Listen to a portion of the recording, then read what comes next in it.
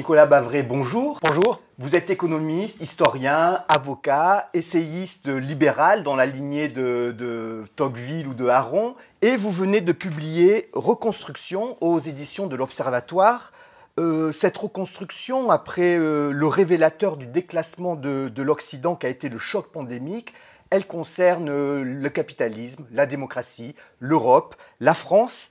La crise sanitaire, expliquez-vous, a été un accélérateur de l'histoire. Et puis, vous décryptez donc les mutations visibles et invisibles. Et un peu comme d'habitude, vous avez un diagnostic assez sombre sur la France. Vous dites « La France a perdu le fil de son histoire », c'est-à-dire... Alors, les épidémies, c'est comme les guerres, les crises et les révolutions, ce sont effectivement des moteurs, des accélérateurs de l'histoire. Et cette épidémie de Covid, ça va être la matrice du XXIe siècle. Donc, ça redessine la hiérarchie des nations. De fait, l'Occident est sur la défensive. L'Europe elle-même, on voit qu'elle a beaucoup souffert et qu'il va y avoir un moment décisif pour savoir si elle arrive à s'organiser politiquement. Et pour la France, c'est un peu le coup de grâce parce que, contrairement aux autres grands pays développés, ce choc, il arrive après 40 ans de décrochage. Et donc, pour la France, c'est vrai qu'on se trouve confronté à un pays qui a perdu le contrôle de la santé publique, on l'a vu. Alors avec la vaccination maintenant ça va mieux, mais ça a été quand même extrêmement compliqué. On pensait avoir le meilleur système de santé du monde, il n'a tenu que par les soignants. Ensuite, on a complètement perdu le contrôle des finances publiques, avec une dette aujourd'hui qui est sortie donc de toute forme de maîtrise. Et puis, on a quand même un vrai problème de perte de contrôle de l'ordre public, avec des pans entiers du territoire ou de la population qui sont aujourd'hui dans l'anomie. Donc, c'est vraiment un moment de vérité pour notre pays. On ne peut pas aller vers une nouvelle décennie de décrochage. Donc on est un peu comme en 1945, soit on essaye de recréer, de réinventer un modèle français, mais qui soit adapté au XXIe siècle. Donc la fameuse méthode du Conseil national de la résistance de 1944, la méthode, elle reste bonne. Pas le contenu, mais l'esprit. Voilà, pas le programme, parce que le programme, c'était celui qui correspondait aux années 40 et à la sortie de la Seconde Guerre mondiale. Mais la méthode, qui est d'essayer de rassembler les forces politiques, de trouver un consensus et de créer... c'est là où ce qui est intéressant dans le CNR, c'est qu'il ne s'agit pas de dupliquer les recettes venues de l'étranger. Il faut trouver quelque chose qui corresponde à l'histoire de notre pays, à ses mentalités et à ses structures. Et je crois que c'est possible. La bonne nouvelle, c'est qu'en fait, il n'y a pas que la France qui a ces difficultés. Quand on regarde ailleurs, les grandes démocraties se sont toutes remises en question.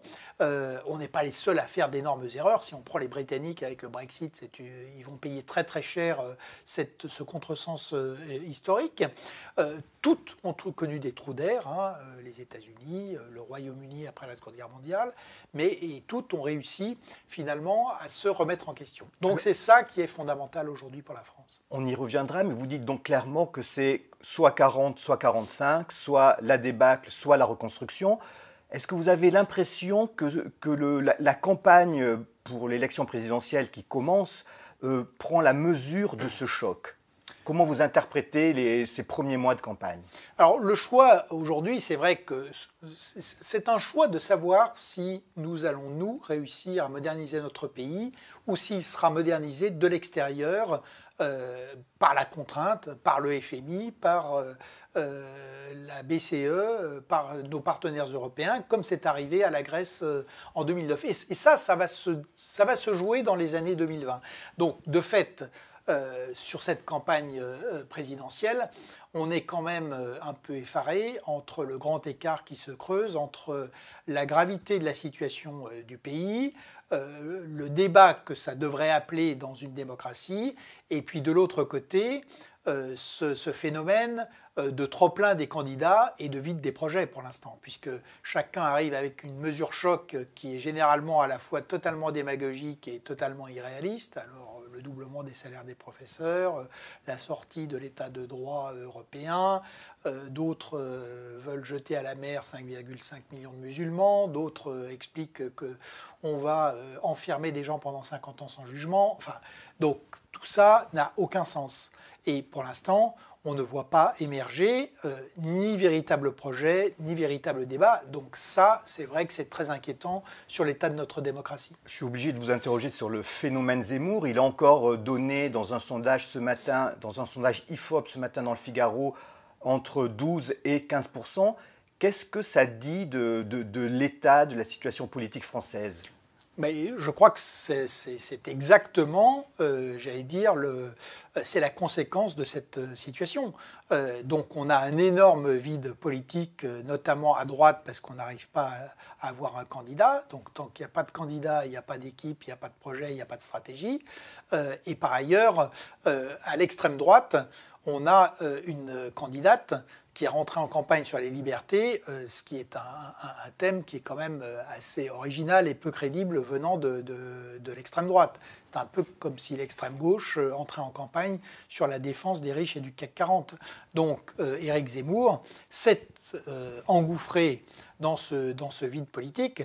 Donc je ne pense pas, alors lui n'a certainement pas de projet, il cultive un espèce de passé mythifié et puis c'est un candidat monothème sur le grand remplacement, mais le vide est tel que ça suffit aujourd'hui pour déstabiliser et pour avoir un succès médiatique considérable. Il a raison, Éric Zemmour, de mettre l'immigration au-dessus au centre de son programme et des préoccupations de la France. Alors, vous en parlez dans le livre. Oui, non, mais enfin, il y a deux choses. Il y a un point qui est exact, c'est que l'immigration est restée une forme de tabou, c'est-à-dire qu'on n'a jamais eu de politique cohérente de l'immigration. Politique cohérente de l'immigration, ça voudrait dire trois choses. Premièrement, un contrôle strict des frontières extérieures de l'Europe. Deuxièmement, un principe très simple, c'est que l'asile est un droit, parce qu'effectivement, quand les gens sont opprimés, et c'est normal de les protéger, de les accueillir, mais à l'inverse, quand on détourne le droit d'asile, on doit repartir. Mais l'immigration n'est pas un droit, donc la France est parfaitement légitime de fixer des conditions et sur le nombre des gens qu'on veut accueillir et sur leur profil et sur des conditions en termes de maîtrise de la langue, de revenus ou autres. La troisième chose qu'on ne fait absolument pas, c'est que pour accueillir les gens, il faut les intégrer. Et si vous voulez, on a un double échec en France. On a perdu le contrôle des flux migratoires et puis par ailleurs, on n'arrive pas à intégrer. Alors, une fois qu'on a dit tout ça, en revanche, l'idée d'aller mettre l'immigration d'abord comme seule cause des maux français et comme priorité absolue des problèmes qu'il faut régler dans notre pays, je pense que c'est tout à fait faux. Donc, premièrement, l'immigration n'est pas responsable des 40 années de déclin de la France. Et deuxièmement, cette politique de l'immigration est absolument nécessaire, mais c'est loin d'être la priorité numéro un dans ce que nous devons faire. Les priorités, c'est d'avoir un nouveau pacte économique et social, et notamment de redevenir un pays de production et pas seulement de distribution. Pour arriver à faire ça, il faut intégration, on a parlé des immigrés, mais il y a aussi la question des jeunes qui est absolument prioritaire. Il faut réformer l'État et il faut arriver à restaurer l'ordre public et à refaire une nation de citoyens et pas simplement de clients de l'État-providence qui attendent et qui se battent pour se disputer ce qui reste encore à prendre de transferts sociaux. Il faut rompre avec la jurisprudence européenne sur le droit d'asile et l'accueil des migrants, comme le propose bien évidemment l'extrême droite, mais aussi désormais certains candidats de la droite classique. Je crois que c'est tout l'inverse. C'est-à-dire que le problème du droit d'asile, c'est qu'il n'est pas unifié en Europe. Et évidemment, il faut l'unifier. C'est ça la priorité. Vous êtes assez critique et on le voit bien émerger là, sur le mythe de l'homme providentiel et sur l'idée que tout peut reposer sur une seule personne. C'est important parce qu'on voit bien que c'est ce qu'on est en train de vivre au moment de la campagne. Il faut changer la Ve République. Le sauvetage de la France passe par là.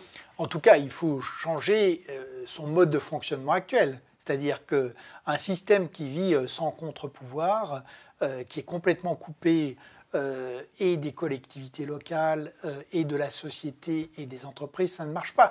C'est là où c'est intéressant de regarder les leçons de cette épidémie. Quels sont finalement les pays qui ont réussi à bien réagir?